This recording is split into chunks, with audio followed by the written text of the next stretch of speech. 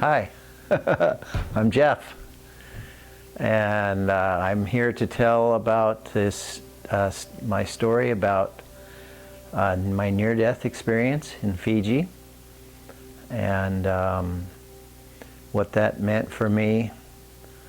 It had a lot of spiritual significance, so I'll probably add some details about it that are relative to how it made me feel and what happened to me inside, the feelings that it created for me, and I'm already going to start to cry. Okay, breathe.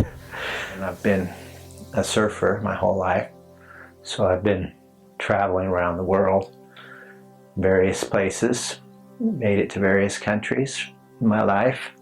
Started off in Newport Beach, and as a little kid, 12 years old, learning how to surf.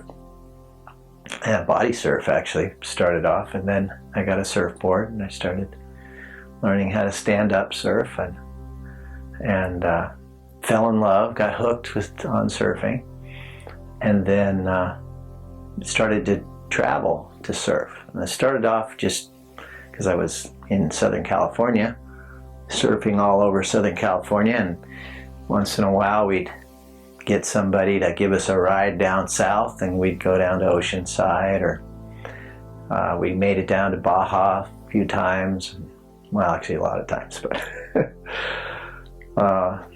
so I pretty much had a life that was centered around surfing whenever I could. Oh yeah, made a trip to Fiji to go surfing, which I've done before.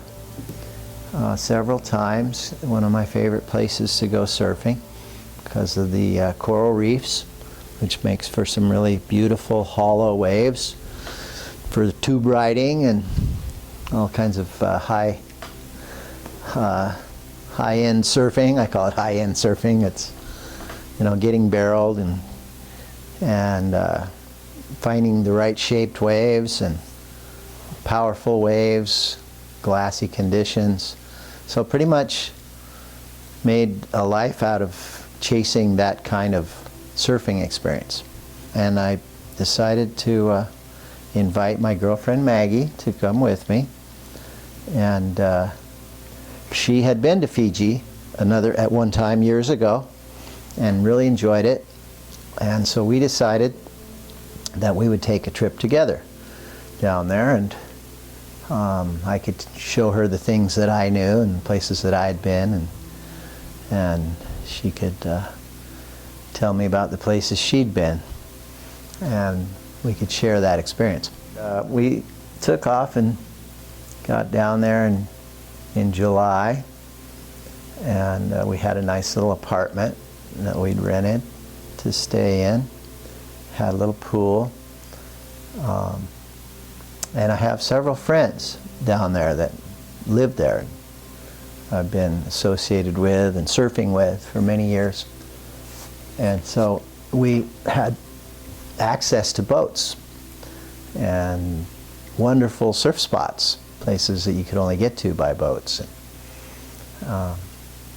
I'd met these people and friends of mine, actually dear friends of mine now, over the years of going surfing, being in other countries as well, but these particular friends are Kiwis from New Zealand, and they said, yeah, come on down, and we've got a boat, and we're gonna go out to the reefs and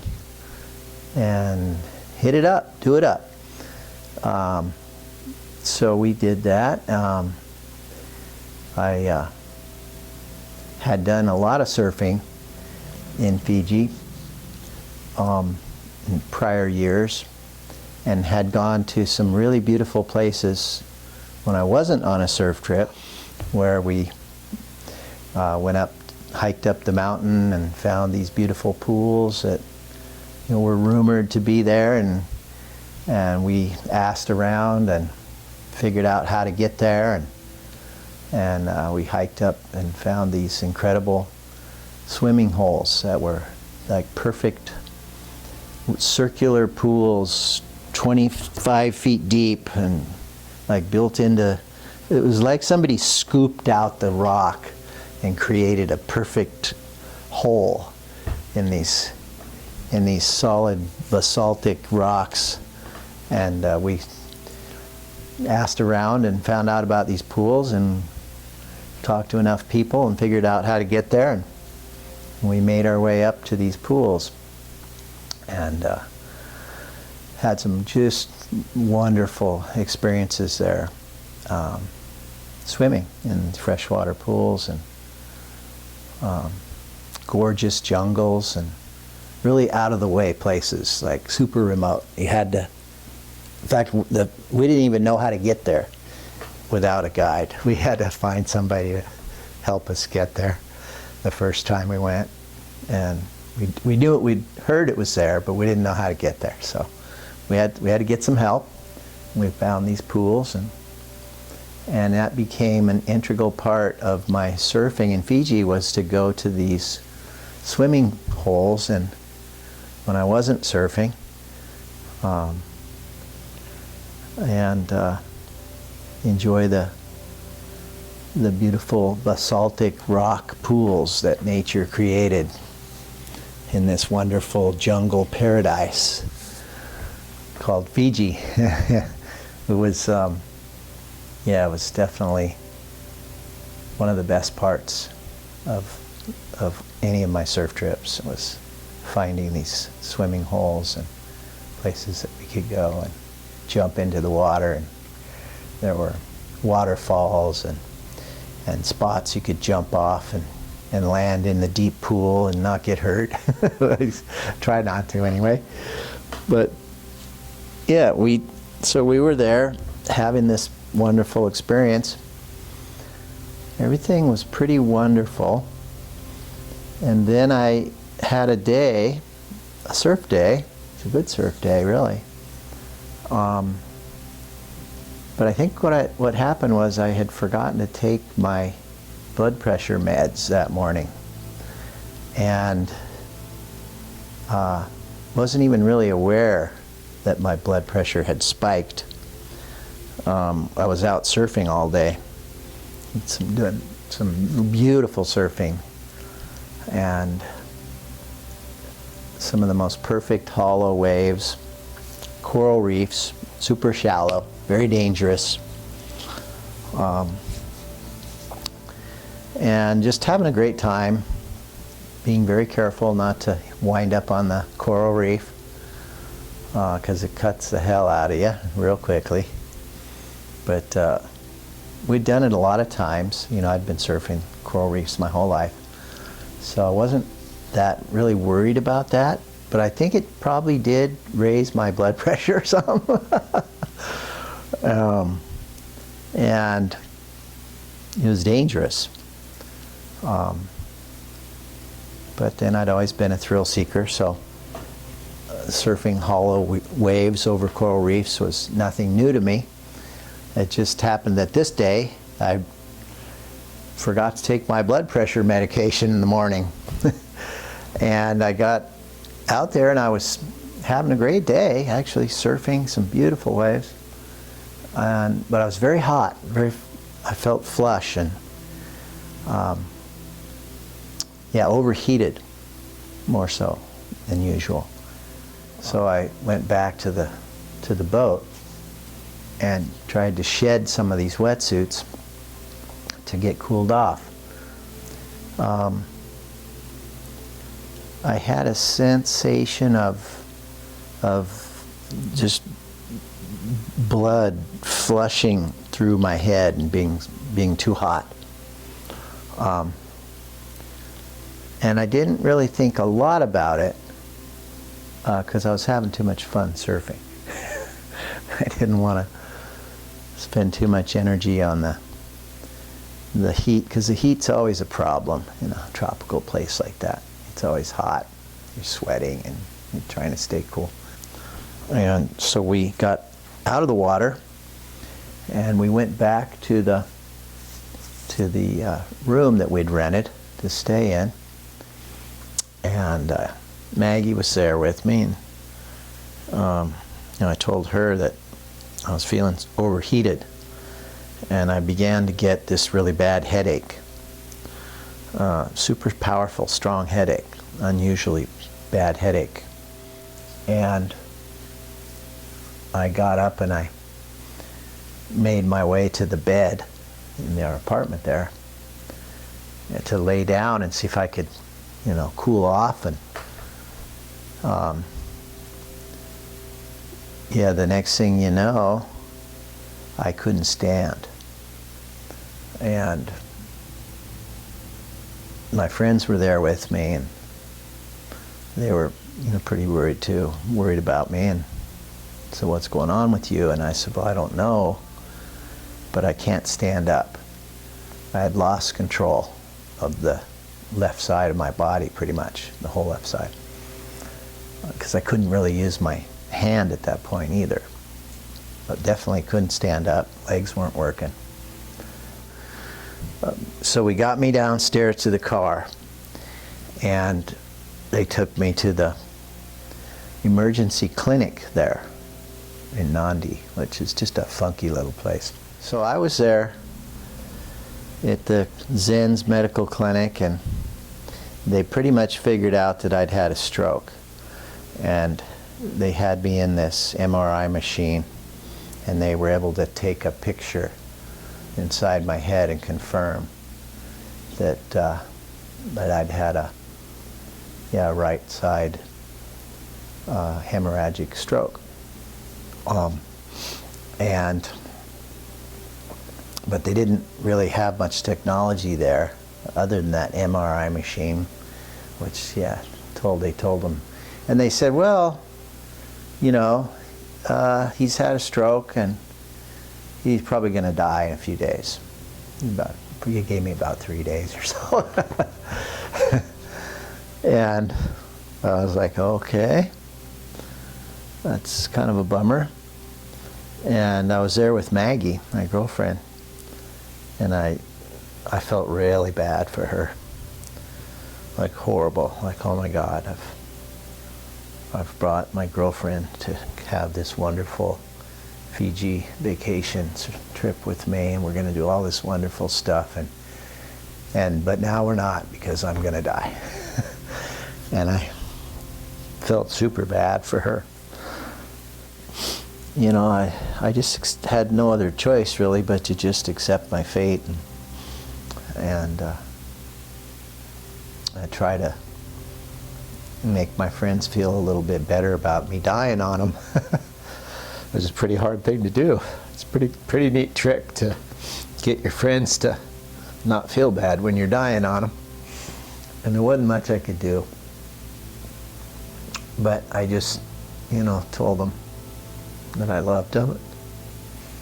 I'd see them on the other side. And then they put me in this hospital bed, and I'm laying there feeling just terrible about my friends. I was feeling so bad for Maggie. And Skip was there, and I felt bad for him. Nobody could do anything. They wanted to. They said, well, maybe we can medevac him out of here. We can make some phone calls and try and figure out how to get him back to the U.S. and, maybe we can save him. So, the friends all got busy on that task. I didn't have enough money. None of my friends could come up with enough money. I guess it would have cost us $400,000 or $500,000 to try to put together a medevac. And they tried. They were working on it. Richard and Pam said, hey, we'll do it somehow. We'll get all the money we have in our bank account, and you can get your money together. And they were all going to try to pool money together. And they got a hold of people online, and they started this GoFundMe campaign. And a lot of my friends really stepped up, and I wasn't really afraid of dying. I just figured that it's not that bad of a thing. Everybody does it. And yeah, I laid there, kind of made peace with myself about dying. Except I couldn't really make too much peace about it with my friends that were there, suffering with, you know, the loss that they couldn't do anything about. That's pretty much summed it up. Is everybody had to kind of let go of me. Yeah, I was laying there in that hospital bed, figuring I was going to die, and yeah, Tara came to into my mind, and I also had a phone call from my sister earlier in that day saying that my friends had gotten together and had raised, it was like $50,000 or something like that of GoFundMe money, and I was kind of like blown away. I mean, I always knew my friends loved me, but something about quantifying love in a huge dollar amount, like, well, your friends have just put together $50,000 for you to get, we're going to get you out of there, and we're going to save your life, or we're going to get you medevaced out of there. Somehow, you know, quantifying love like that in a dollar amount, somehow, and I don't give a shit about money, but it seemed like a lot of money and a lot of love. That's the bottom line. It was a lot of fucking love. And my friends didn't want me to die. And I knew it. And I was like, oh my God, my friends are going to do as much as they possibly can to try and get me out of here. And I really feel that thought, or that awareness of that love is what kept me from dying right then. It's what made my brain heal, or made the bleed stop in my head. I'm not sure what happened, but it was a lot of love. Yeah, I started to have these love dreams after that. I called them love dreams because every time I would go to sleep, I would start having these dreams. And it was, you know, essentially the same thing. It was all this love from my friends that were reaching out to me from wherever they were in the world. And I was getting these messages from them. And they were, you know, essentially messages of love. I called them the love dreams because I had them every night for like a month. It was a pretty great thing. Then people's love, you know, takes over. It's the strongest power in the universe. I remember having that thought, or that awareness at some point, was that love is the strongest force in the universe. And it was capable of stopping the stroke from killing me. It was the love that was capable of doing that. And yeah, I remember having that thought that love's freaking amazing. It's the strongest force in the universe. I look at life differently now because I've been to the edge and back, because I was, you know, near death. In fact, I had this dream where I was on the bridge to the other side.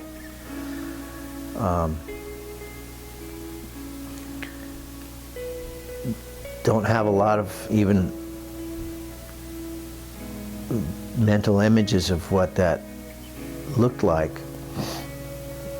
except that I know that it was the transition from life to death.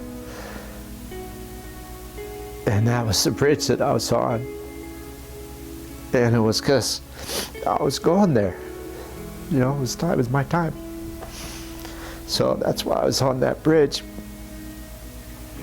And I didn't finish that trip. I didn't make it across that bridge.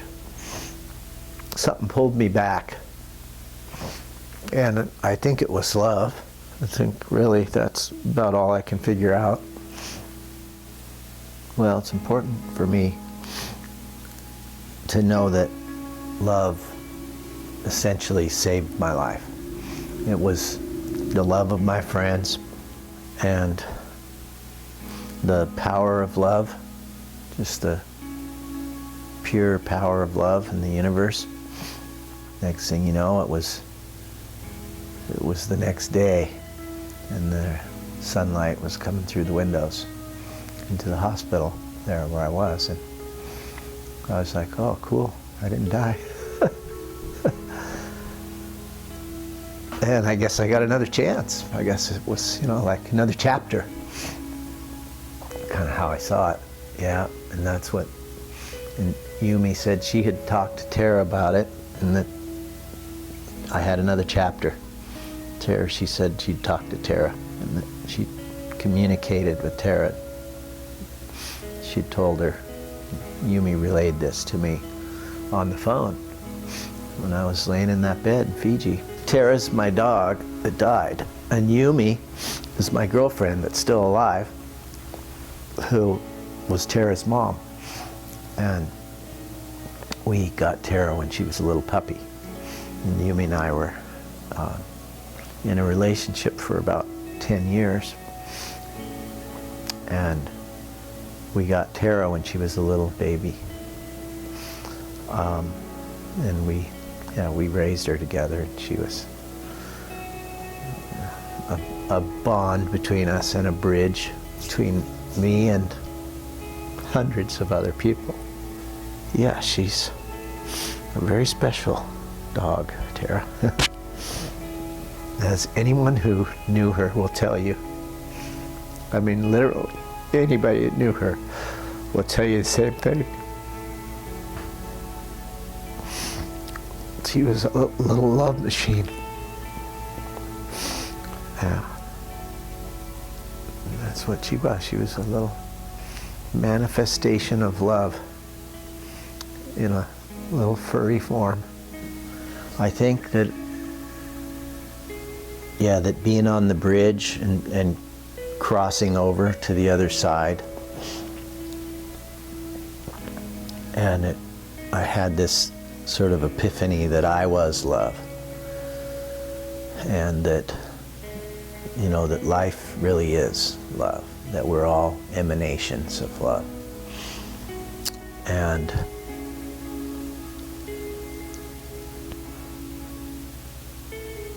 I didn't really know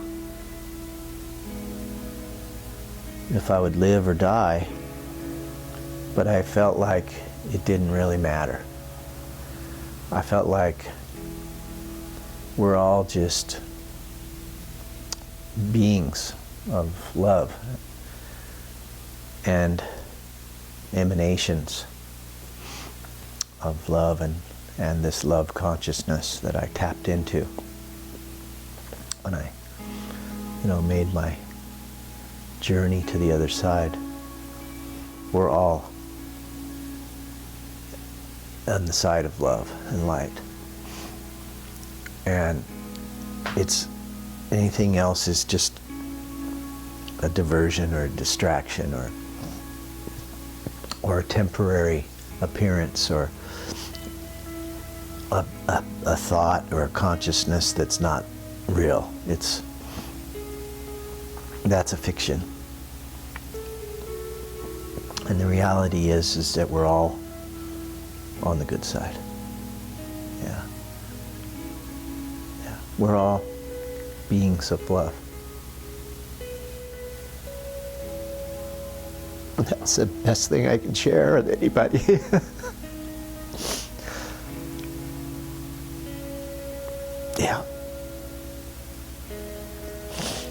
all beings of love and light. Sometimes we maybe get distracted, or we could lose our way, but it still doesn't change it.